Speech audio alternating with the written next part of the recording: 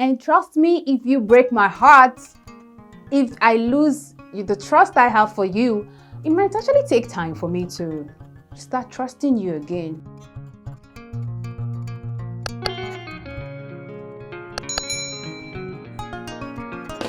Hi guys, you're welcome to my channel. How has the last episode been? And I want to say thank you to everyone who has been dropping in their comments on the past episode. And if you've not, I really enjoy you to go back and check it because it's a lot of information out there for you. So today, there's a situation, I would like to put it that way, that I feel we need to look into. And that's the aspect of us building trust and commitment in our relationship with people.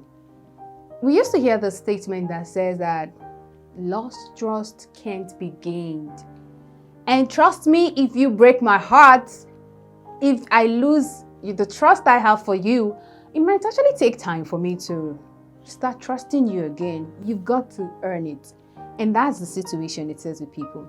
But how do we really find a way to solve the situation of being unreliable and untrustworthy in our relationship with people?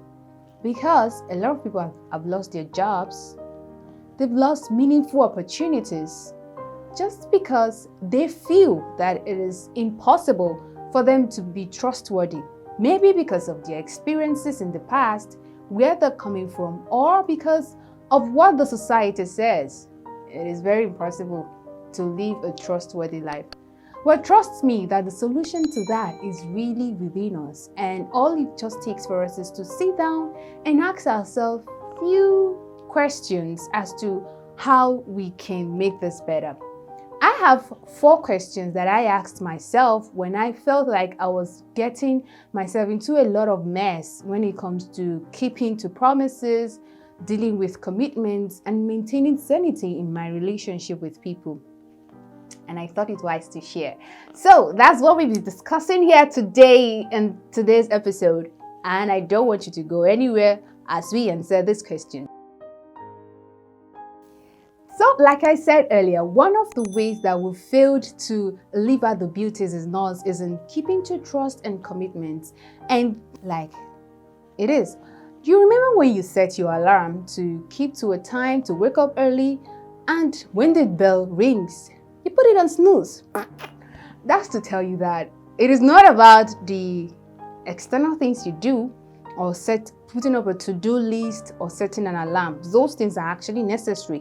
But there are things that need to be done within that will help you keep to the times or keep to commitment, or that will even help you respond to other things in place that will help you. So if within you've not really settled some things, you will keep snoozing the alarm bell from now to tomorrow. Or you will not even remember you have something on your to-do list to do. So what are the few questions that I feel we need to ask to avoid these recurring reports from people that we are unreliable in our relationship or in discharging our duties, or even personally to ourselves? Yes, you think your body or yourself can't tag you unreliable? Just listen, there are times you never kept to your promises you make to yourself. One question I want us to start with is this question: what's a promise to you? When you want to do a personal evaluation of how you can learn to keep to promises, you need to ask yourself that question. What's a promise? What's a commitment? And what is a word to you? What's that to you? Is it just a statement you make? Or is it a binding oath that replicates your nature, your reputation, and your character? You see, how you define a promise, what it is to you, determines the value that you place on it. If the words that come out of your mouth mean nothing to you, if commitments mean nothing to you, you would definitely not attach any importance to it. So you tell someone, I'm going to help you do this today, or I'll be in helping you with your business, or you promise someone to do anything, or even you make a resolve to yourself to do something. And if those resolutions don't mean anything to you, if you feel like it's just a sentence or a statement to fill in the air, you will never do anything to it. So if you define what a promise to you, it will help you in trying to find a balance into keeping to promises and also not keeping to promises. Get that? So ask yourself, what is a promise to me? Is it a binding oath? Or is it just a word? Or better still, which word will mean more relevance to me? Promise, commitment, or just fill in the air? Now, having answered what a promise to you, how do you perceive people? That's the second one. What value do you attach to people? Are people valuable to you? Or you just think they are just people? How do you think people receive your attitudes, your actions towards them? Do you think they should just understand without any explanation? Or you think they should just read your mind and know that you're serious about what you said or you weren't serious about what you didn't say? You need to ask yourself that question. If you're able to understand how you value people, your perception of people, you will know if you take people serious or you take them unserious. This will help clear the confusion that you have in your mind as to, why don't I keep to promises? Why do people keep saying I'm unreliable? Why do people keep saying I don't think about them? If you really answer that question, it will help you find out if those people are saying the truth or they're just trying to give you one cheap blackmail to make you fall on their side. So ask yourself this question. How do I perceive people? What is my perception of people? Are they valuable? Are they people who deserve my trust? Are they people who deserve my integrity? Or do I just see them as people who should understand that this life actually is no balance? Okay, the third question that I think we need to ask ourselves is, what value do I attach to things like time, resources, and efforts from people and from myself? You see, if time is nothing to you, if it's just a concept, or you think it's something that you can actually get back when it is lost, or you feel there is always a second opportunity, you might not take things seriously. For people who really don't keep to time, who are not punctual to certain things they decide to do, or who are always taking over, who just wake up and find out that, I didn't know the time is that fast spent. Maybe those ones really don't attach importance to time. Do you attach importance to things like resources? How do you value the efforts people put in making things work? It will really give you the strength to continue and to not want to make those resources be in vain. Imagine someone has a business and employs you to help them build the business. But every time they give you a task, you never put in your best. It just explains one thing. You don't value their resources. You don't value the time they put in the business. Because if you really do value, you try to put in your best, or better still, opt out and say, I don't see any need. I don't see any help I'm rendering. I'd rather leave so that someone else can take over. So ask yourself this question. Do I value time? Do I value resources? Do I value my efforts and that of people? Even when you undercharge yourself for your services, or when people underpay you and you don't take it as anything, maybe you don't really value the efforts, the time, and the money you spend in building that skill. You see, that's another tip. If you actually value the time, the effort, and resources you put in training yourself and building your skill, it will also help you in learning how to be serious with other people's time, efforts, and resources. So ask yourself, in the past times and even now, do I value my time and that of others? Do I value my resources and that of others? Do I value the efforts that people put in building things or in doing things, and also mine? They are not just concepts, they are real fragrance of our lives that needs to be considered. So think about it. And then I got another question, the fourth one actually. How empathetic can you be? You see, life happens, things happen.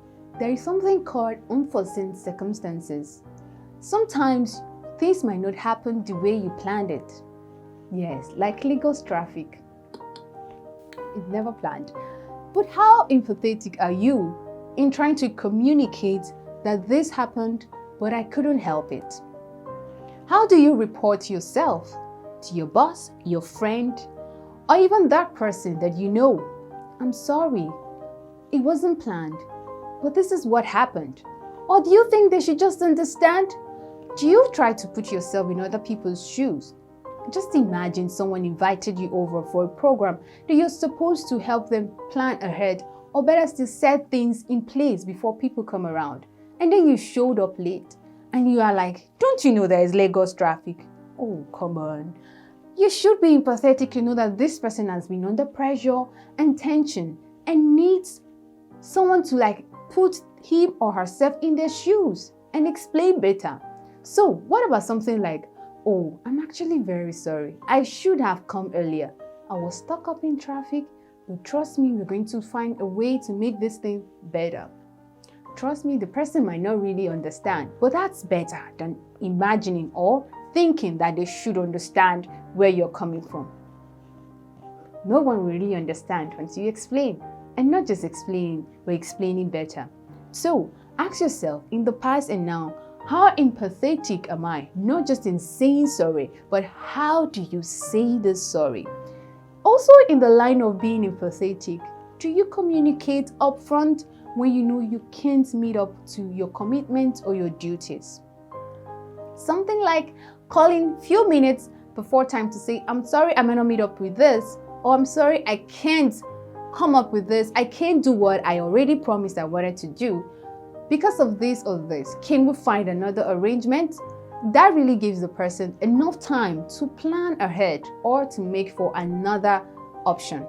But when you keep short and then show up at the last minute to say you can't meet up or you don't want to do what you said you would do, that's being unfair. So ask yourself, how empathetic am I, and how do I communicate that inconvenience to people when it actually happens? Have you been fair to people, or you think they should understand? All right, so answer this question of what's a promise to you? How do I perceive people? How empathetic am I?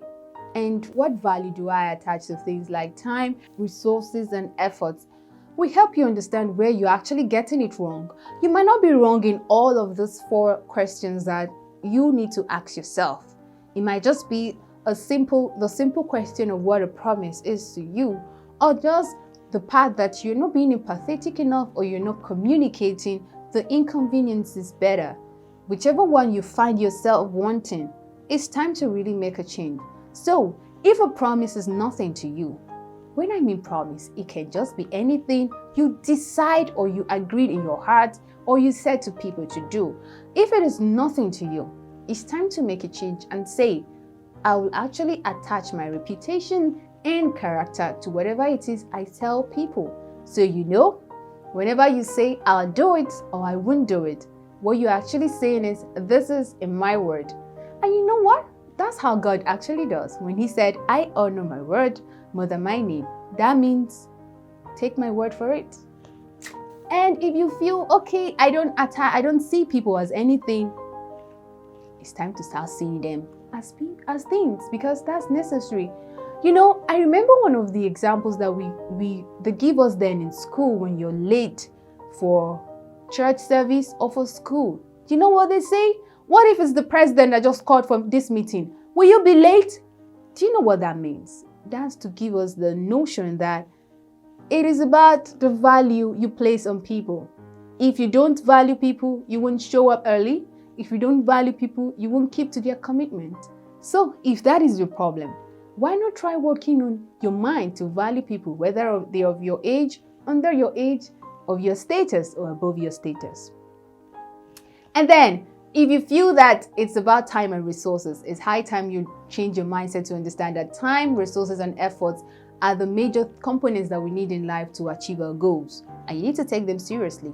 And And then when you feel like it's about your empathetic nature, try to always put yourself in other people's shoes, and you will see you will communicate better. So that's it on today's episode. Do you have questions that you feel we need to add? Or if you do this personal evaluation and you find it helpful, I'll be waiting for your comments on how far this episode has helped you. Don't forget to subscribe and turn on the notification bell so you always be updated. And you can also catch me up on Instagram at Amarachi Princess so we can continue this conversation. See you living within and without. Take care. Bye.